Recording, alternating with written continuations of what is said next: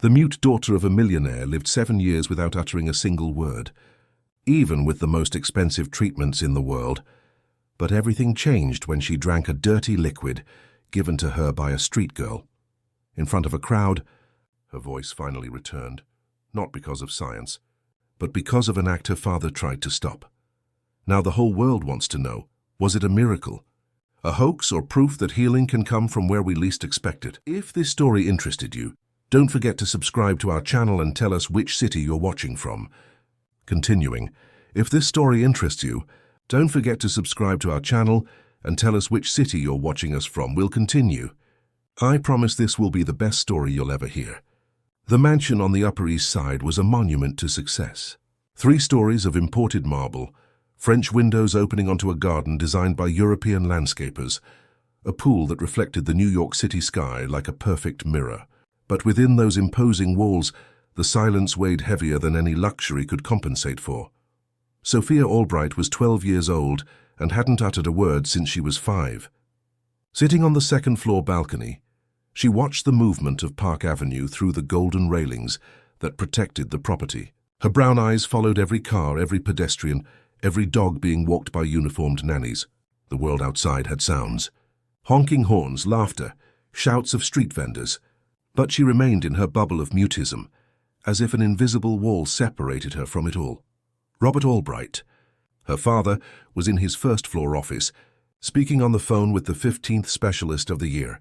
His deep voice echoed through the varnished wooden hallway. "Doctor, you come highly recommended. Yes, I understand we've tried many treatments." "No, it wasn't physical trauma. The tests always come back normal. Her vocal cords are perfect. It's psychological, they say. But no psychologist has managed to make my daughter utter a single sound." Robert was 52 years old, with graying hair always combed back, Italian suits, and a demeanor that intimidated anyone who entered his office. He had built an empire from scratch, starting with a small construction company inherited from his father, and transforming it into one of the largest real estate developers in New York City. Buildings bearing his signature dotted the city. His name was on plaques, business magazines, lists of the most influential people. Robert Albright was a man accustomed to solving problems. But his daughter was the only project his money and determination couldn't complete. He hung up the phone with a heavy sigh and went upstairs. He found Sophia exactly where he knew she would be. The girl wore a white linen dress, her brown hair pulled back in a ponytail. She looked like a porcelain doll, delicate and distant. "Daughter, I found a new doctor. He worked with similar cases in Switzerland. They say he has a different, more holistic approach. We can travel next week if you'd like." Sophia looked at her father. She didn't nod, didn't deny. She just looked, with those eyes that seemed to hold oceans of thoughts that would never turn into words. Robert sat beside her in the wicker chair, something he rarely did. Time was scarce for a man like him. Meetings, negotiations, social engagements. But in those moments when he was faced with his daughter's silence, everything else seemed absurdly small. "I won't give up, Sophia. I will never give up. There's a solution somewhere. We just need to find it."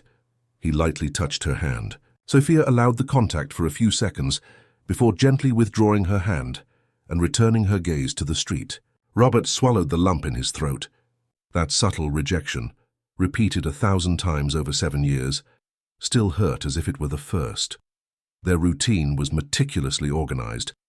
Every morning Sophia woke at 7, had breakfast prepared by the nutritionist specifically hired to create meals that stimulated her well-being.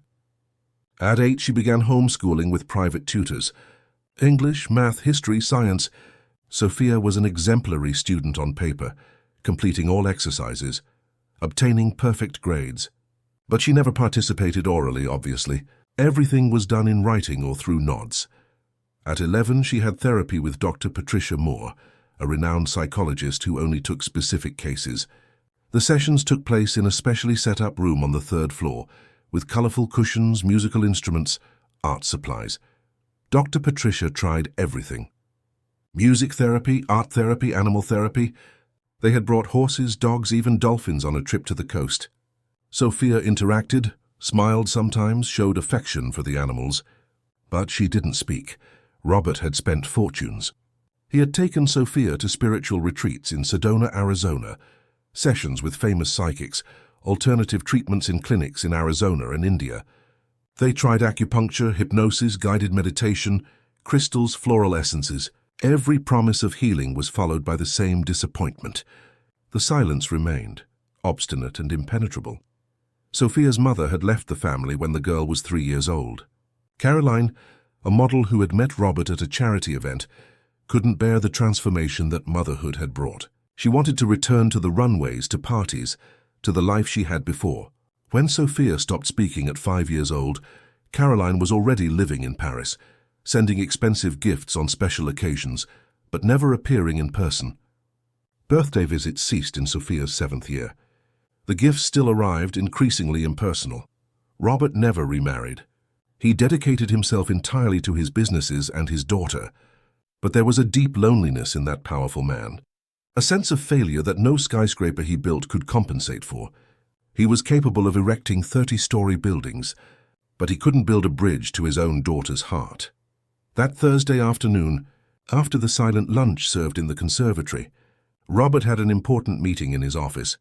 A Japanese investor was interested in a mega project on the west side. He couldn't miss it.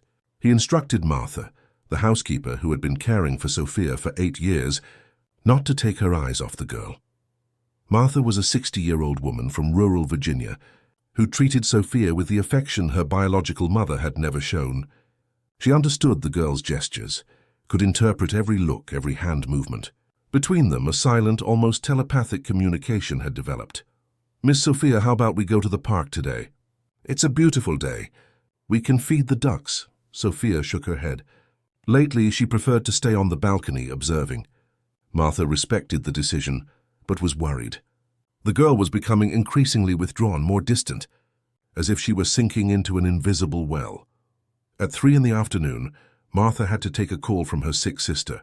It was just 10 minutes, maybe 15, enough for Sophia to go downstairs, cross the garden, and leave through the side gate that the gardener had left open when bringing in new potted plants.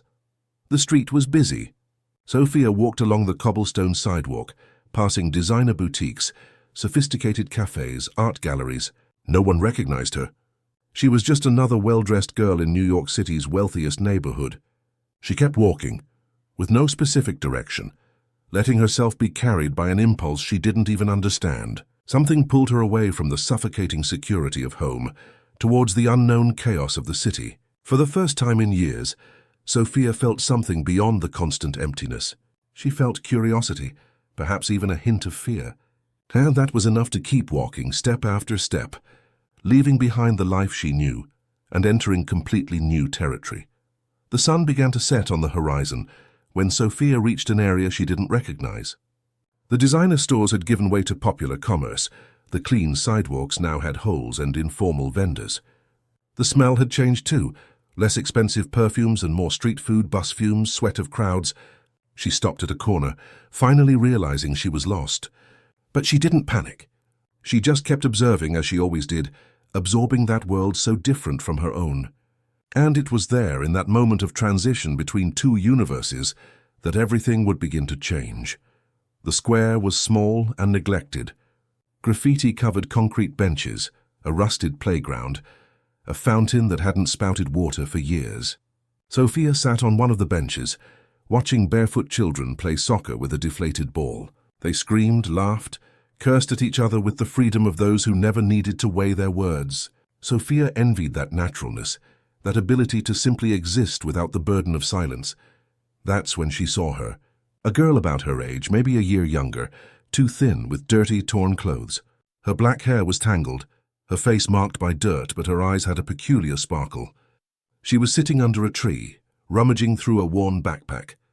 From time to time, she looked around attentively, like a wild animal checking for threats. The soccer children ignored her completely. To them, that girl was part of the landscape, as invisible as the trash accumulated in the corners of the square. But Sophia couldn't look away. There was something in that solitary figure that resonated within her, a deep recognition of something shared. The street girl noticed the fixed gaze and turned to Sophia. For a long moment, they just stared at each other. Then, to Sophia's surprise, the girl stood up and walked towards her. It wasn't a hesitant or submissive walk. It was determined, almost defiant. "You're lost, aren't you?" said the girl, stopping a few feet away. Her voice was hoarse, as if little used. Sophia nodded slightly.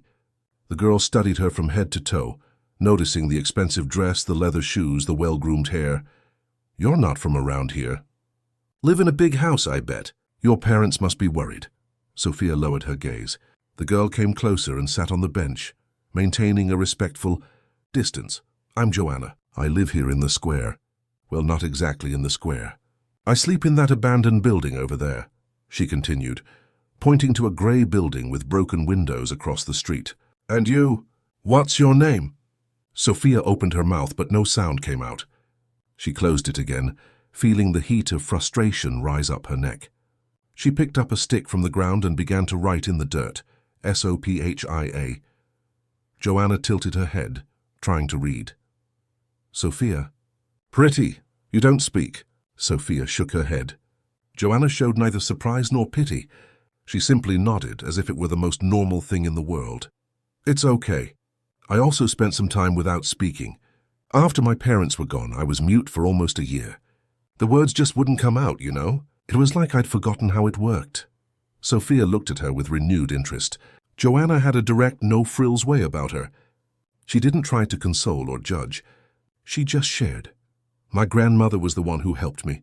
She lived with me after I lost my parents. She knew old things. Knowledge passed down from generation to generation from the American South. She made teas, performed blessings, prepared herbal concoctions. People laughed at her, but I saw many people get better with what she did." Sophia continued listening, completely absorbed. Joanna took the backpack off her back and opened it carefully. From inside, she pulled out an old plastic bottle, one of those reused soda bottles, with a yellowish, thick liquid inside. "This here was the last thing my grandmother left me before she passed. She called it the voice of silence. She said it was for those who needed to find their lost words. I kept it for 3 years, waiting for the right moment." Joanna held the bottle against the setting sun. The liquid glowed golden, with suspended particles that seemed to dance. "My grandmother used to say it wasn't magic, it wasn't medicine. It was an offering, a request to the world for a door to open. She prepared this with herbs she gathered on the full moon, waterfall water, native bee honey, and other things only she knew. She made me promise I'd only give it to someone who truly needed it." Sophia extended her hand, lightly touching the bottle. Joanna didn't pull it away. "You know, Sophia, when you lose your voice, it's not just your throat that closes. It's your heart, too. You get trapped inside yourself, afraid to come out, afraid to hurt, afraid of not being understood. But sometimes we just need a little push. Someone who believes we can speak again." Joanna uncapped the bottle. A strong smell of herbs, honey, and something earthy spread through the air. It wasn't unpleasant, but it definitely wasn't tasty. "I don't know if it will work for you. It worked for me, but maybe it was just a coincidence. Maybe I was ready and just needed a ritual to give me courage. Anyway, I feel like you need this more than I do. You can drink it if you want." Sophia looked at the bottle, then at Joanna, then back at the bottle. Her whole life had been surrounded by doctors, treatments, scientific promises, and there was a street girl offering a strange liquid in a dirty bottle. Logic told her to refuse, to get up and look for someone to take her home. But something deeper, more primitive, said otherwise. Sophia took the bottle from Joanna's hands. The plastic was worn, warm from the sun's heat. She brought it to her lips and drank. The taste was bitter and sweet at the same time, earthy and floral, hot and cold. It went down her throat like molten lava, burning and healing simultaneously. She felt every muscle in her throat contract and relax, every nerve awaken from a deep sleep. Her vocal cords vibrated for the first time in 7 years, a dull hum that grew from the inside out. She coughed violently, doubling over. Joanna patted her back, concerned. "Are you okay?" "Maybe you shouldn't have drunk it all at once. My grandmother said to take it little by little." But Sophia wasn't unwell. She was waking up. Every cell in her body seemed to be awakening from a long and painful hibernation. Tears streamed down her face, but they weren't of sadness. They were of liberation. It was at that moment that they heard shouts. Robert Albright appeared in the square like a storm, accompanied by 2 security guards, Martha, and a police officer. Someone had recognized Sophia and called the mansion. "Sophia! Thank God!" Robert shouted, running towards his daughter. But when he saw Joanna beside her, when he saw the bottle in Sophia's hand, his expression changed from relief to horror. "Get away from my daughter," he roared, pushing Joanna forcefully. The girl fell to the dirt ground, her backpack opening and scattering her few belongings. A thin blanket, a broken toothbrush, a faded photo of an elderly woman. "What did you give her?" "What's in that bottle?" Robert snatched the container from Sophia's hands and sniffed it, making a face of disgust. "Call an ambulance! She might have been poisoned." "No." The voice came out hoarse, broken, but it was a voice. Everyone froze. Robert slowly turned to his daughter. Sophia was standing trembling with tears in her eyes, but there was determination on her face. "No, she didn't hurt me." Each word was a monumental effort, coming out in jerks, imperfect but real. "She helped me." The silence that followed was absolute. Even the children playing soccer stopped to observe. Robert dropped the bottle, which rolled on the ground until it stopped at Joanna's feet. His face was pale, his eyes wide with disbelief. "Sophia, you're speaking." The girl nodded, exhausted by the effort. Robert knelt in front of her, taking her face in both hands. "Say it again. Please say anything. Father." That single word shattered Robert Albright. The man who had built an empire, who never showed weakness, collapsed there in the middle of the dirty square, hugging his daughter and crying like a child. Martha also cried, her hands covering her mouth in shock. The security guards exchanged confused glances. The police officer didn't know what to do. In the midst of all this, Joanna remained on the ground, silently collecting her belongings, trying to become invisible again. But Sophia saw, and for the first time in 7 years, she used her newly discovered voice to do something important. "Don't go away," she said, extending her hand to Joanna. "Please."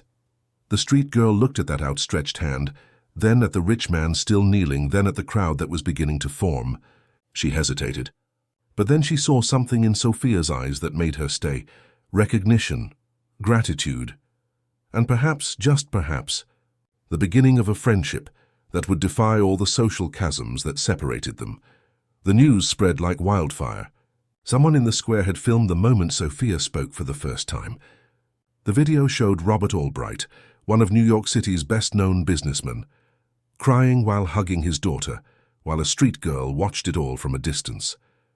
Within hours, the video had millions of views. Headlines competed in sensationalism. Millionaire's daughter cured by street girl. Mysterious liquid performs miracle in New York City. The cure that medicine couldn't achieve. Robert immediately took Sophia to Mount Sinai Hospital. Doctors examined her for hours, performing vocal cord tests, MRI scans, neurological exams. All the results were the same as always. Sophia was physically perfect, she always had been. There was no medical explanation for the mutism, just as there was no explanation for the sudden cure. But Dr. Henry Campbell, she drank an unknown liquid offered by a girl on the street. It could have been a dangerous substance, Robert insisted, pacing back and forth in the examination room. Dr. Henry Campbell, the neurologist who had been treating Sophia for 5 years, adjusted his glasses and sighed. "Robert, we've done all possible toxicology tests. There are no traces of any harmful substance in her system. Whatever was in that bottle, it didn't cause physical harm. And as for her speech, well, that's something neither I nor any other doctor can explain for sure. But there has to be an explanation." Robert slammed his hand on the table, making the medical instruments rattle.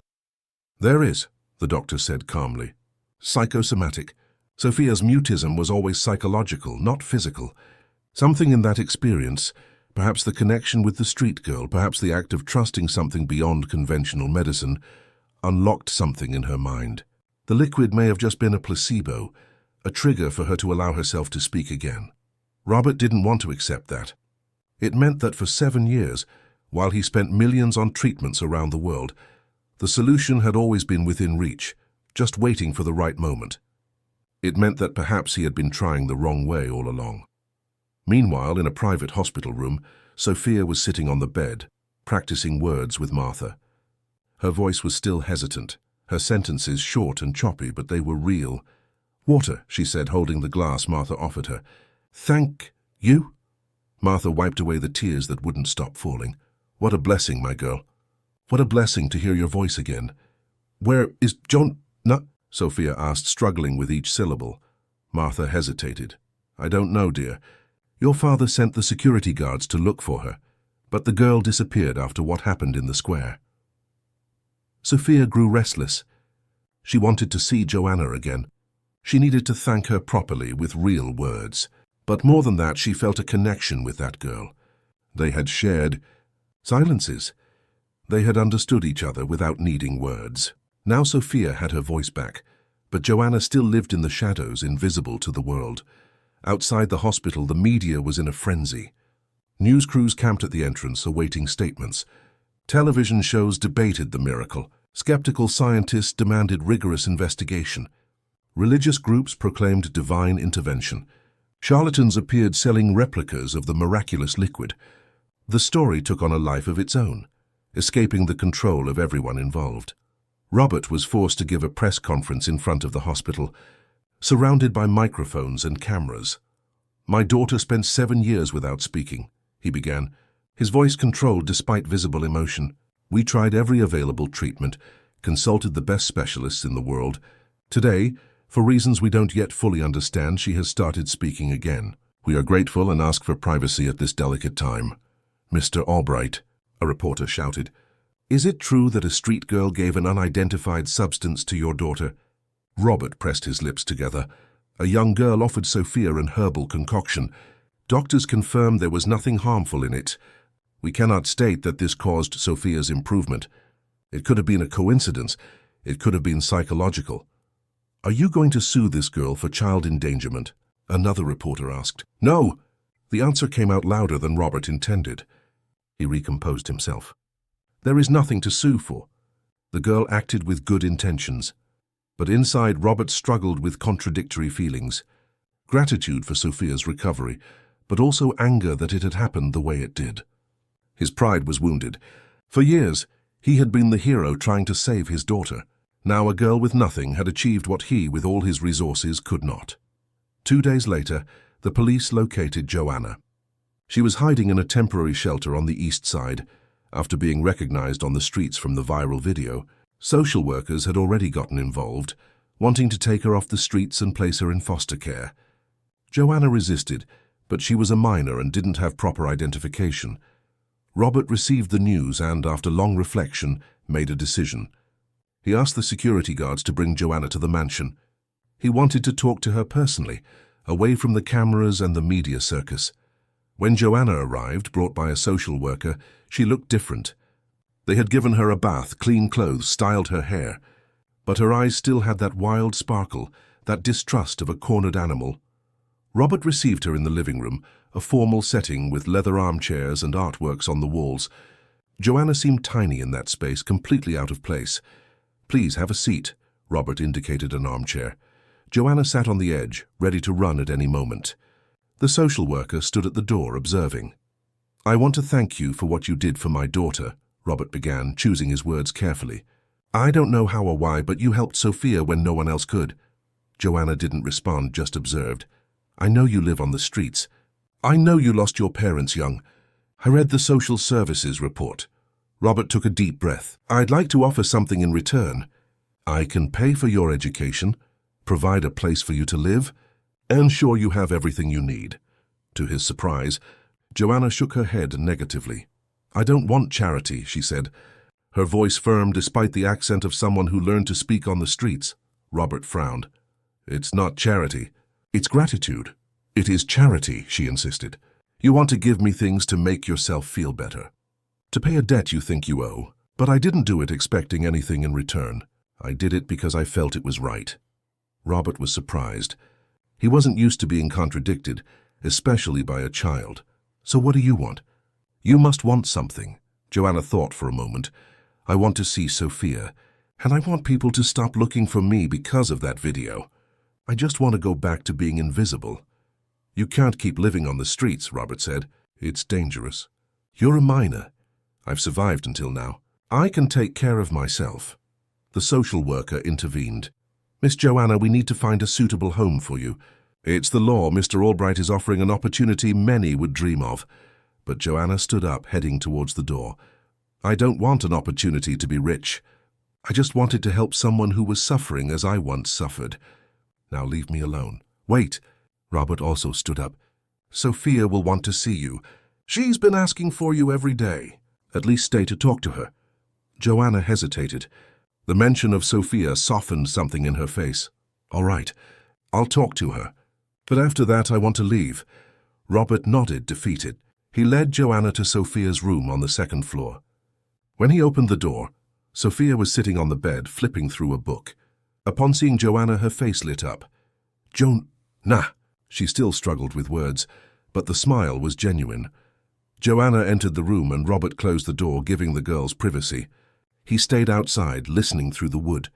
He heard laughter, murmurs of conversation, comfortable silences. Two girls from completely different worlds, connected by something that he, with all his intelligence and resources, couldn't comprehend. The weeks that followed brought a new routine to the Albright mansion. Every Thursday at 3 in the afternoon, Joanna appeared at the gate, always punctual, always with the same worn backpack on her back. Martha greeted her with a warm smile and led her directly to Sophia's room, where the girls spent hours talking, drawing, simply existing in each other's company. Robert observed from a distance, fascinated by the dynamic between them. Sophia, who had always been reserved even before her mutism, laughed openly with Joanna. Her speech improved daily, words flowing more easily, although she still hesitated in stressful situations or in front of strangers. But with Joanna, words came naturally, as if the street girl's presence was a safe passage for her voice. It was on one of those afternoons that Robert decided to get to know the girl who had transformed his daughter's life. He knocked on Sophia's bedroom door before entering. "May I interrupt for a moment?" The girls were sitting on the floor, surrounded by sheets of paper and colored pencils. Joanna had purple paint on her hands and a half-finished drawing of a vibrant urban landscape. "Of course." "Dad," Sophia replied, her diction much better than weeks ago. Robert sat in the armchair near the window. "Joanna, I noticed you never talked much about your family, about how you ended up living on the streets." Joanna stopped drawing, her body visibly tensing. Sophia touched her arm in silent support. "I don't like talking about it much," Joanna said softly. "I understand. You don't have to feel obligated. I just thought it might help to talk." There was a long silence. Sophia held Joanna's hand, encouraging her. Finally, Joanna began to speak, her voice hesitant at first, but gaining strength as the story unfolded. "My parents had a small produce stand on the Lower East Side. Nothing luxurious, but it was ours. My father, Mr. Joachim, would wake up at 4 in the morning to go to the Hunts Point market for fruits and vegetables. My mother, Mrs. Clarice, handled the cash register and talked with customers. I helped after school, organizing bananas, cleaning shelves." Joanna's eyes grew distant, lost in memories. "We were happy. Simple but happy. We lived in a small apartment above the produce stand. 2 rooms and a bathroom. My bed was a mattress in the living room. But I didn't care. Every night after closing the store, we'd have dinner together. My father would tell funny stories about the customers. My mother would sing while washing dishes. I'd do my homework at the kitchen table." Robert listened attentively, seeing a version of family completely different from his own, but no less valuable. "What happened?" he asked gently. Joanna took a deep breath. "One day I came back from school and there was smoke coming out of the building. Lots of smoke. The firefighters were already there, but the fire had already spread. It started in the bakery next door, they said. Old wiring. The fire jumped to our produce stand, then to the apartment. I was in the street, screaming, trying to get in. The firefighter held me back, said it was too dangerous." Sophia squeezed Joanna's hand tighter. "They managed to get some people out, but my parents were in the apartment when everything collapsed. They didn't feel anything," they said later. It was quick. But for me, who was outside watching everything, it felt like an eternity. Robert felt a pang in his chest. He knew the pain of loss, but not in that brutal and sudden way. "And your grandmother?" he asked. "Grandma Benedicta came to pick me up. She lived in a humble little house in Canarsie, Brooklyn, far from everything. She was a healer, a blessing woman. People from the neighborhood would go to her with all sorts of problems. Back pain, evil eye, anguish, sickness. She had a remedy for everything, made with herbs she planted in her yard." Joanna smiled sadly. I lived with her for 3 years. She taught me everything. How to recognize plants, when to harvest, how to prepare. She said it was ancestral knowledge, passed down from generation to generation since the times of slavery. Our ancestors were healers in the slave quarters, caring for the sick when no white doctor cared. She was the one who made the liquid I gave Sophia. She called it the voice of silence, because it was for people who had lost the ability to express themselves. Not just those who were mute, but also those so wounded inside that words wouldn't come out anymore. She gave it to me when I myself stopped speaking after my parents were gone. And it worked for you? Robert asked. Joanna shrugged. It worked, but Grandma always said it wasn't magic. It was more like a ritual. The liquid opened the way, but the person needed to want to walk. I drank it, and the next day I woke up singing a song my mother used to sing. The words just came out. Grandma said I was ready to heal. I just needed a little push. And what happened to your grandmother? Sophia asked, her voice soft but clear. Joanna lowered her gaze. She got sick. Cancer, the community clinic doctors said. Grandma didn't want treatment. She said that when her time came, she would accept it. She spent her last months teaching me everything she knew, making me promise I would keep the knowledge. She made 3 bottles of the voice of silence before she passed. She said I would know when to use them. When she was gone, there was no one left. The social workers wanted to put me in a shelter, but I ran away. I preferred the streets to the prison of an orphanage. I took with me the 3 bottles, my backpack, and Grandma's photo. I survived by collecting recyclables, doing odd jobs, sleeping in abandoned places. It wasn't easy, but I had freedom. And the other 2 bottles? Robert asked. I gave one to an elderly man who lived under the overpass. He hadn't spoken since he lost his wife. After drinking it, he started telling stories about her to anyone who would listen. The other I gave to a girl who had been abused and stopped speaking. I don't know if it worked for her. I never saw her again. Robert remained silent, processing everything.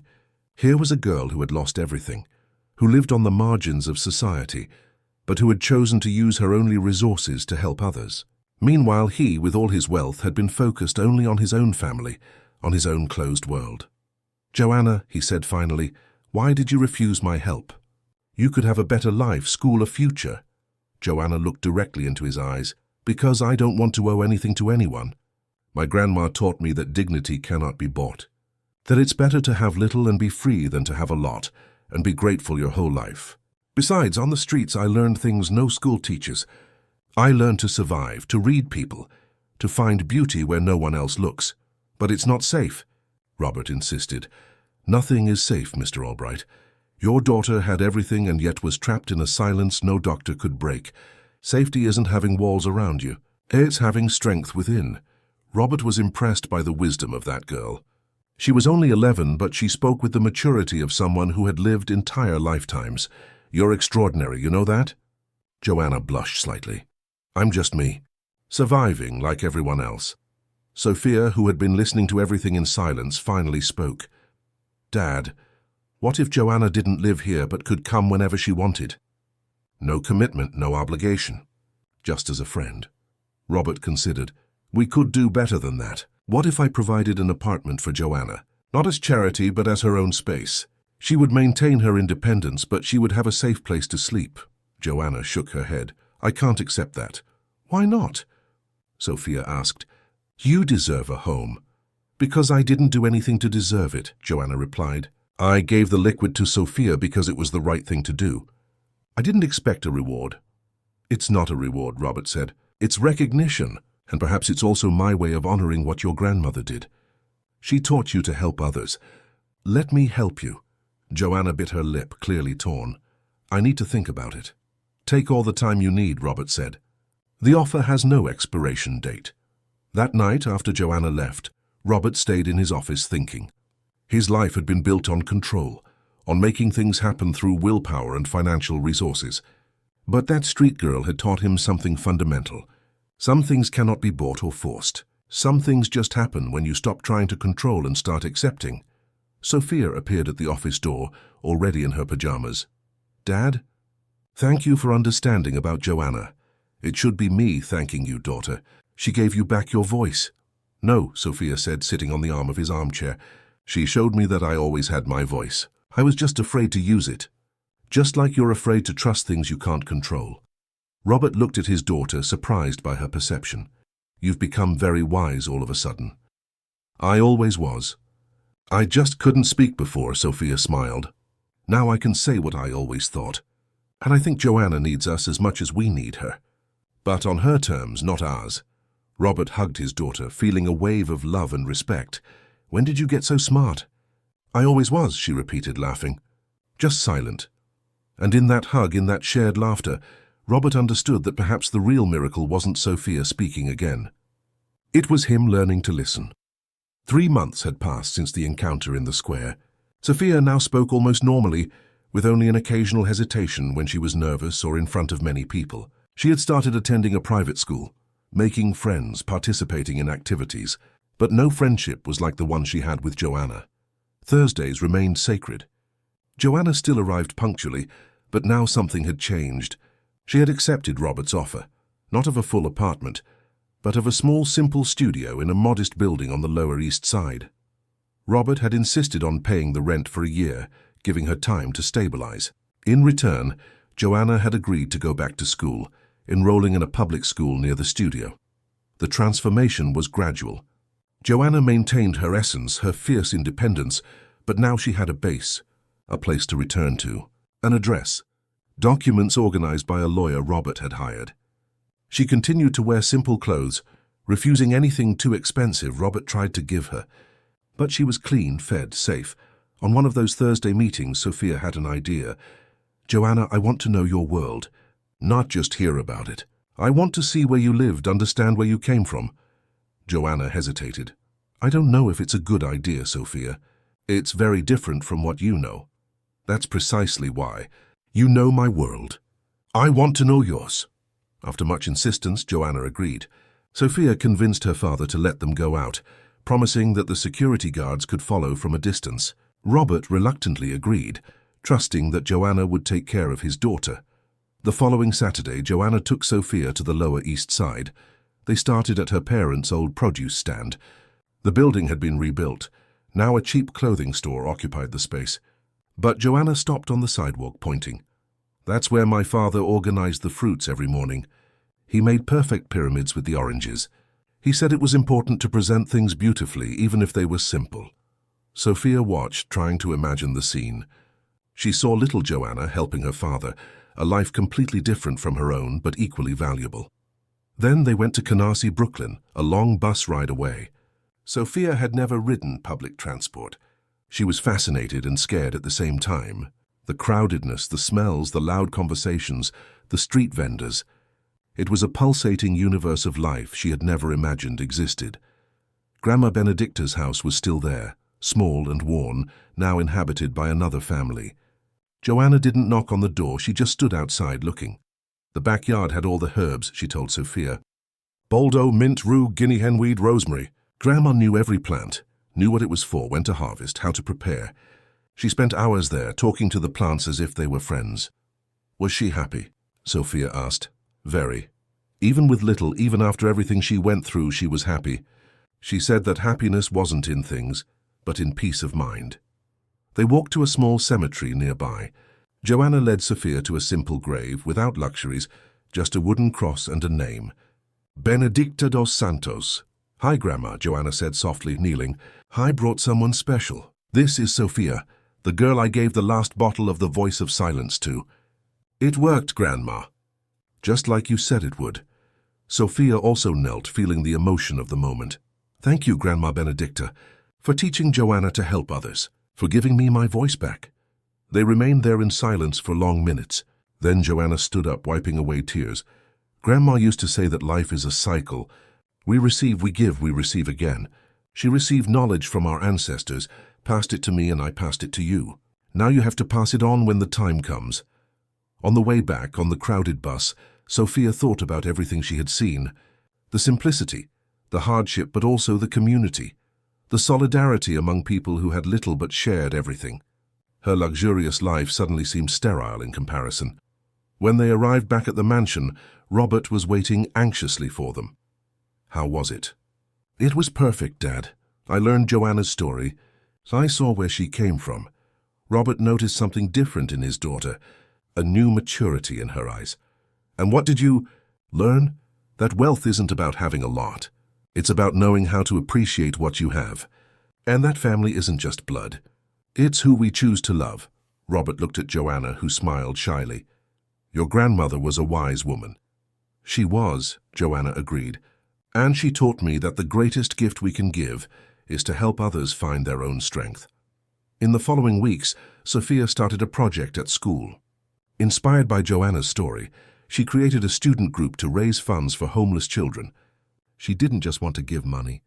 She wanted to create opportunities, as her father had done with Joanna. Robert, seeing his daughter's involvement, decided to expand the idea. He officially created the Voice of Silence Foundation, dedicated to helping children who had lost the ability to express themselves, whether due to trauma, poverty, or adverse circumstances. It offered therapy, education, temporary housing, but always respecting each child's autonomy. Joanna was invited to be an ambassador for the foundation. Initially reluctant, she accepted when she realized she could use her story to inspire others. "I don't want to be a poster child for pity," she made clear to Robert. "I want to show that children like me are strong, capable, and deserve respect, not pity." "Absolutely," Robert agreed. "You will be an example of resilience, not of victimization." Joanna's first lecture was at Sophia's school. The auditorium was packed with curious students, teachers, and even some parents. Joanna walked onto the stage in her simple clothes, with her dignified posture, and began to speak. "My name is Joanna. I am 11 years old and I have lived in 3 different worlds. First in a simple home full of love. Then on the streets where I learned that invisibility can be protection or a prison. And now in an intermediate place where I have a roof but maintain my freedom." She told her story without filters. The loss of her parents, life with her grandmother, the years on the streets, the encounter with Sophia. She spoke about the liquid, about the ancestral tradition, about how small gestures can change lives. Many will say what happened was a miracle. Perhaps it was. But the true miracle wasn't Sophia's cure. It was 2 girls from opposite worlds meeting and deciding to understand each other. It was a rich man learning that he cannot buy everything. It was me learning that accepting help is not weakness. In the end, she made a request. Don't look at street children with pity. Look with respect.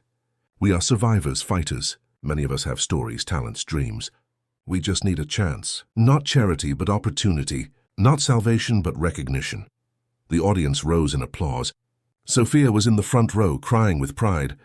Robert, at the back of the auditorium, felt his chest tighten with emotion. After the lecture, dozens of people approached Joanna. Some wanted to donate to the foundation. Others had similar stories to share. Some just wanted to say they were inspired. An elderly woman, black like Joanna's grandmother, approached with tears in her eyes. "Child, your grandmother would be so proud. I knew Benedicta. She was my friend back in Canarsie, Brooklyn. She always said you were special, that you would carry the knowledge forward. And look at you doing exactly that." Joanna hugged the woman, emotional. "You knew Grandma?" "Yes, I did. We both learned from the same teachers at the spiritual gathering place. Benedicta was the best of us all. She had a special gift for healing not just the body but the soul." The woman took a simple necklace of colorful beads from her neck.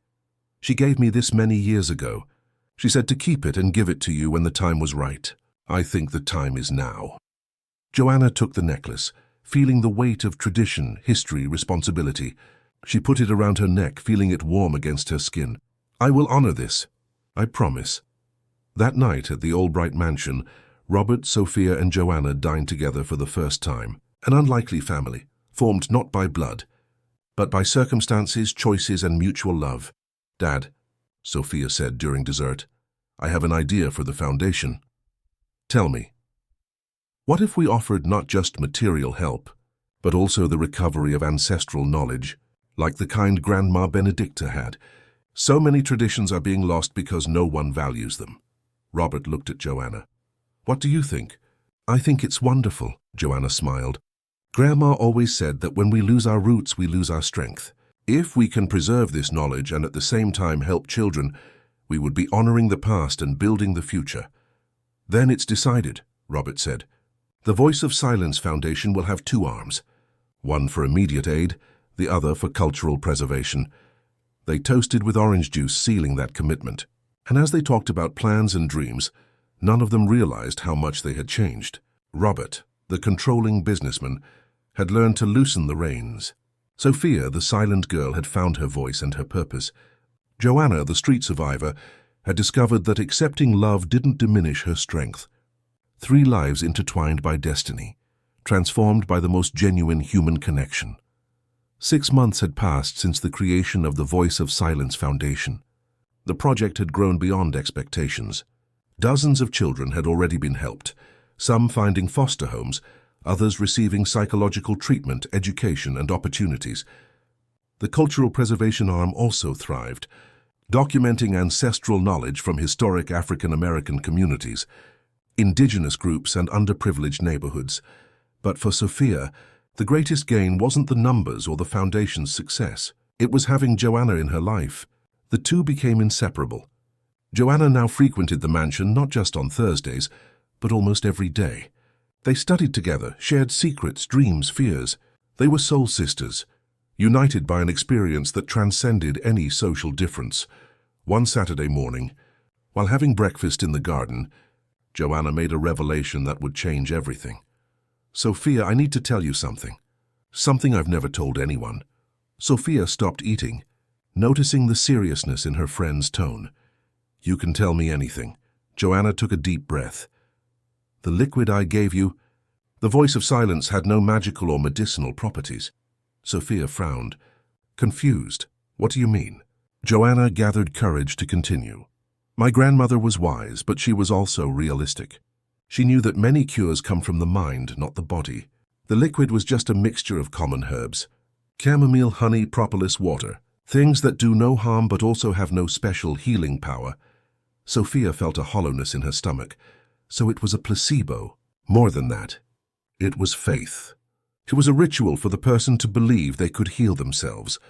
Grandma used to say that sometimes we need an external object, a symbol, to access the strength that is already within us. The liquid was that symbol. "But it worked for me," Sophia protested. I started speaking again. "It worked because you were ready, because you found someone who understood your silence without judgment, because for the first time in years you felt seen, not as the rich, broken girl, but as a complete human being. The liquid was just the push that gave you permission to heal yourself." Sophia remained silent, processing. She felt deceived for a moment, but then she realized the deeper truth. "So you lied to me?" "I didn't lie. I never said it was magic. I just said Grandma made it for people who lost their voice." And she did. Only the real cure wasn't in the liquid. It was in the human connection, in the act of someone caring enough to offer something precious. "And why are you telling me now?" "Because our friendship cannot be built on misunderstandings. You deserve to know the truth. And because I learned that the most real miracles are not those that defy science, but those that transform hearts." Sophia stood up and walked to the edge of the garden, looking at the pool that reflected the sky. Joanna remained seated, anxious, fearing she had destroyed everything. After long minutes, Sophia returned and sat beside her friend. "You know what I think?" "That you're right. I spent 7 years looking for an external cure when the answer was always within me. I just needed someone who truly saw me. And you saw me, Joanna. Not as Robert Albright's daughter, not as the mute girl, but as Sophia. Simply Sophia." Tears streamed down Joanna's face. "You're not mad. I'm grateful. Because now I know my healing was real, not artificial. It came from within, as it should. And it came from the meeting of 2 people who needed each other. The 2 embraced, a long and deep hug that sealed a friendship stronger than any misunderstanding could shake." Later that day, Sophia asked to speak with her father. Robert was in his office reviewing foundation reports. "Dad, I need to tell you something Joanna revealed to me." She told him everything. The truth about the liquid, about the psychological nature of the cure, about how human connection had been the true catalyst. Robert listened in silence, his face passing through various emotions. Surprise, confusion, and finally understanding. "So I spent millions on treatments when all you needed was to feel seen. So it's not your fault, Dad. You tried everything you knew. But sometimes answers don't come from the places we expect." Robert leaned back in his chair, laughing without humor. "That's ironic. I built an empire based on concrete, tangible solutions. And my daughter was cured by something that cannot be measured or bought. Exactly, Sophia said softly. And perhaps that's the lesson. That the most important things in life are priceless. Robert looked at his daughter with admiration. When did you get so wise? I always was. I just couldn't express it before, Sophia smiled, repeating the same phrase she had used months ago. But something bothered Robert. The foundation, all the work we're doing, was based on the premise of a miracle. If people find out it was a placebo, they'll think it's a fraud. It's not a fraud, Dad. The foundation helps real children. The method may have been different from what we thought, but the result is real. Dozens of children have been helped. Ancestral knowledge is being preserved. That's not false, but it started with a lie. It started with faith, Sophia corrected, and it turned into concrete action. I don't see a problem with that. That night, Robert called a meeting with Joanna and Sophia. He wanted to discuss the future of the foundation in light of these revelations. Joanna, he began, your grandmother was smarter than I imagined. She understood that true healing comes from within, but she created tools to help people access that inner strength. It was her way, Joanna said. Grandma used to say that faith isn't believing in the impossible, but believing in the possible that we haven't seen yet. Robert nodded. I have a proposal. We will be completely transparent about the nature of the voice of silence. We will explain that it was a psychological ritual, not a miraculous cure, and we will expand the foundation to include alternative therapies based on human connection, ritual and tradition, always respecting science, but also recognizing that not everything can be explained in a laboratory. Aren't you afraid of losing credibility? Joanna asked. I am. But I'm more afraid of building something on false pretenses. I prefer the complex truth to the simple lie. Sophia held her father's hand. That's very courageous, Dad. It's necessary, he replied. And I learned from both of you that courage isn't not being afraid, but doing the right thing despite the fear. The public revelation was carefully planned. Robert gave an exclusive interview to a respected journalist, explaining the true nature of the episode that led to Sophia's recovery. He spoke about placebo, about the power of the mind, about how genuine human connection can catalyze healings that traditional medicine cannot. The reaction was mixed. Some accused them of fraud, demanding the foundation be closed. Others applauded the honesty, arguing that recognizing the role of the psyche in healing was important. Scientists debated, religious figures interpreted, philosophers reflected. But what truly mattered was the impact on the children the foundation served. And there the numbers spoke for themselves. Transformed lives, rebuilt families, created opportunities. Regardless of how it all began, the result was undeniably positive. Joanna also gave her version of events in an emotional lecture. My grandmother taught me that truth and usefulness don't always go hand in hand. Sometimes a useful story is more valuable than a sterile fact. The liquid I gave Sophia was a placebo, yes, but the love I offered was real. The hope I shared was real, and the healing that happened was real. So ask yourselves, what matters more? The chemical composition of a liquid or the transformation of a life? Ultimately, the foundation not only survived the controversy but thrived. It became a reference for holistic treatments that combined traditional science with ancestral wisdom, always with transparency and respect for the autonomy of those served. Sophia continued her journey of voice, not just speaking, but using her speech to advocate for others who couldn't speak for themselves. She became an activist for the rights of vulnerable children, using her privileged platform to amplify marginalized voices. Robert transformed completely. The cold, controlling businessman gave way to a genuine philanthropist who understood that true success is not measured in buildings constructed, but in lives touched. And Joanna, the street girl who one day offered everything she had to help a stranger, became a symbol of resilience, dignity, and compassion. Her story inspired thousands, proving that greatness doesn't require wealth, only the courage to act when action is needed. One rainy afternoon, the two girls were in Sophia's room, looking out the window at the drops creating patterns on the glass. Joanna, Sophia said softly, thank you for giving me the greatest gift anyone has ever given me. The liquid, shouting your sincere friendship. your respect, your truth. You didn't try to save me because you wanted to feel important. You tried to help me because you saw an equal in me. And that made all the difference. Joanna smiled, resting her head on her friend's shoulder. And thank you for teaching me that accepting love isn't weakness, that having a home doesn't mean losing freedom. That connection isn't a prison.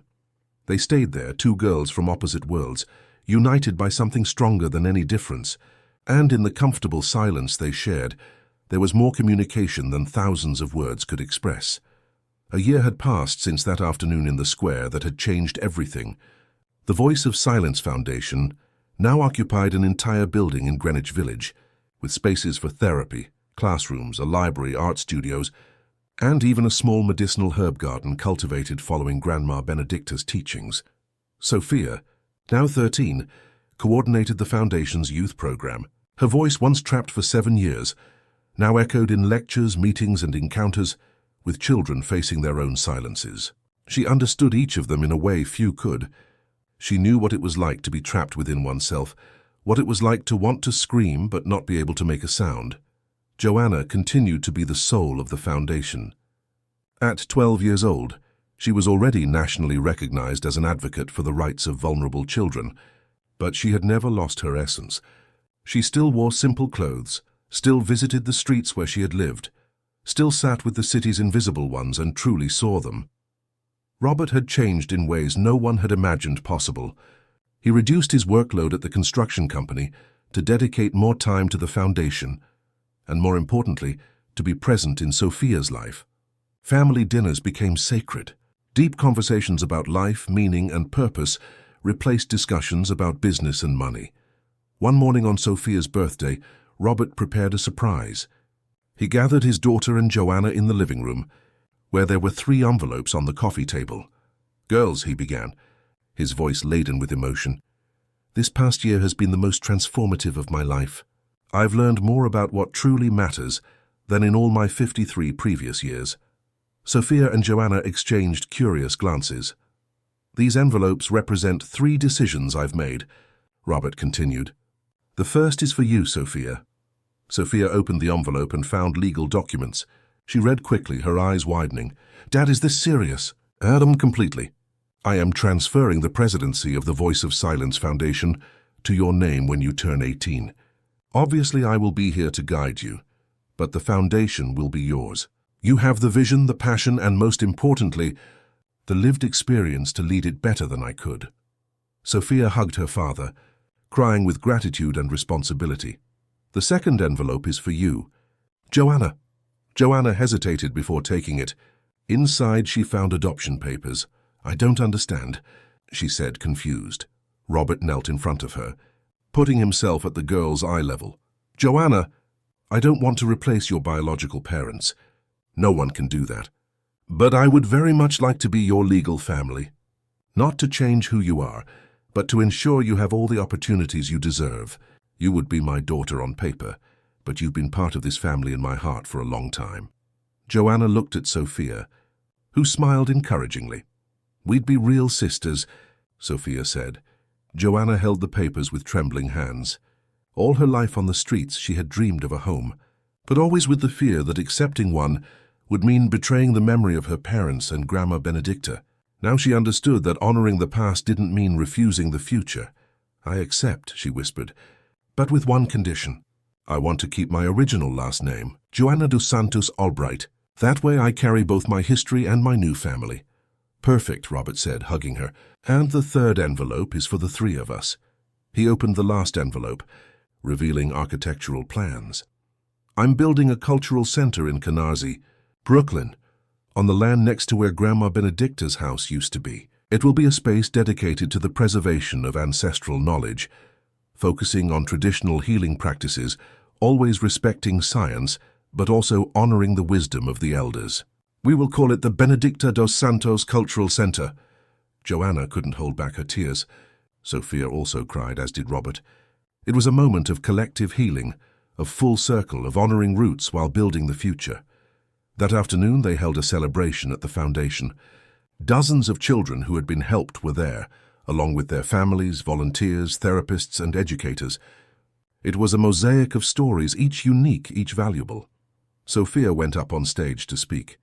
Her voice was clear, firm, full of purpose. A year ago I couldn't utter a sound.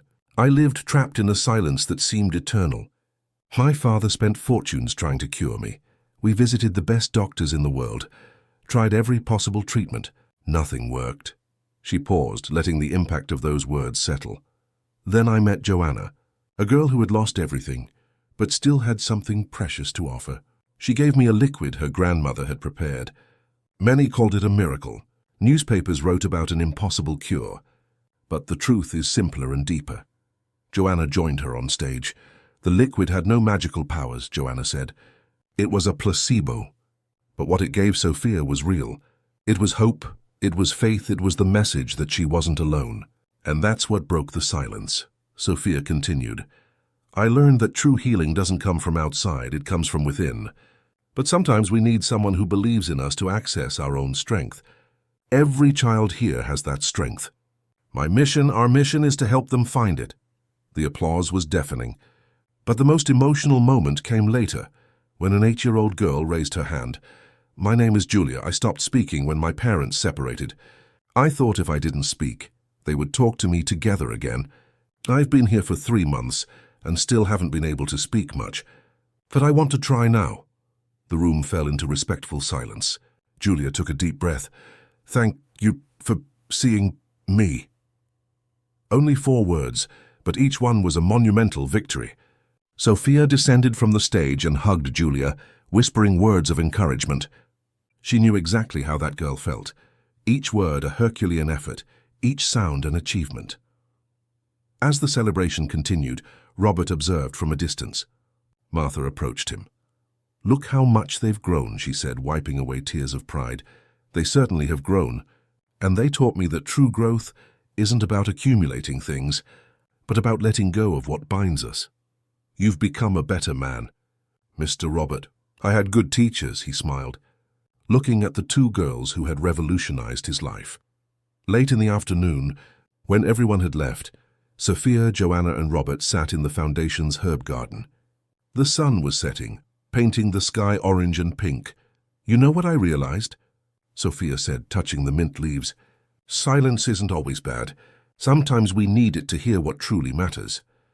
Grandma used to say that the loudest noise in the world can't drown out the voice of the heart, Joanna added, but we need to be quiet to hear it. Robert picked a rosemary leaf, smelling its strong aroma. For years I thought silence was emptiness. I learned it can be fullness. It's in silence that we truly connect. They remained there, 3 people who had found each other in the most improbable circumstances, united by something stronger than blood or money. United by choice, by love, by mutual respect. As night fell over New York City, the city that sheltered them with all its contrasts, its inequalities, and its possibilities, that garden was an oasis of peace. There the businessman had learned to listen. The mute girl had found her voice, and the street survivor had discovered that home is not a place, it's a feeling. And if someone asked what the true miracle of that story was, the answer would be simple. It wasn't the liquid, it wasn't the cure, it wasn't the foundation. The true miracle was the encounter. It was 2 souls recognizing each other across the social chasms that should have separated them. It was a powerful man learning humility. It was an invisible child finally being seen. Because in the end, all human beings want the same thing. They don't want to be saved, they want to be seen. They don't want charity, they want respect. They don't want pity, they want connection. And when that happens, when we truly see each other beyond the layers of prejudice, fear, and difference, then the miracle happens. The miracle of becoming more human. Sophia looked at the stars beginning to appear in the sky. Joanna, do you think Grandma Benedicta knew all this would happen when she prepared that liquid? Joanna thought for a moment before answering. I think she knew that planting seeds of hope always yields unexpected harvests. Maybe she didn't know exactly how, but she trusted that good finds its way. Robert smiled. Your grandmother was a philosopher as well as a healer. It was lived life. Dad, when you go through a lot, you learn truths that books don't teach. And as they talked under the stars, somewhere in the city, a child was changing. Another was crying, another was laughing. Each with their story, their pains, their dreams. And perhaps, just perhaps, some of them would find their own mysterious liquid. Not in a plastic bottle, but in a genuine smile, a sincere hug, a word of encouragement. Because the true voice of silence wasn't in herbs or rituals. It was in the courage to connect, to see the other, to reach out across the chasm and say with your actions more than with words, "We are equals. You matter, I see you." And that voice, once discovered, echoes forever. End of story. Dear listeners, we hope that the journey of Sophia, Joanna, and Robert has touched your hearts as much as it touched ours in telling it. This story reminds us that the greatest miracles don't defy the laws of physics, but transform the laws of the heart. If this narrative resonated with you, be sure to subscribe to our channel for more stories that explore the complexity, beauty, and strength of the human experience. Leave a like if you believe in the power of genuine connection, and in the comments, share your own stories of broken silences and voices found. Every comment, every shared story, adds another voice to our collective chorus. After all, no voice should remain silent when there is so much to be said, so much to be heard, so much to be transformed. Meet us in the comments, where each of you can add your voice to this symphony of human experiences. And to continue this emotional journey, we have prepared a special selection of equally touching stories. Find our playlist here on the left. Until the next story, until the next encounter, until the next voice that deserves to be heard.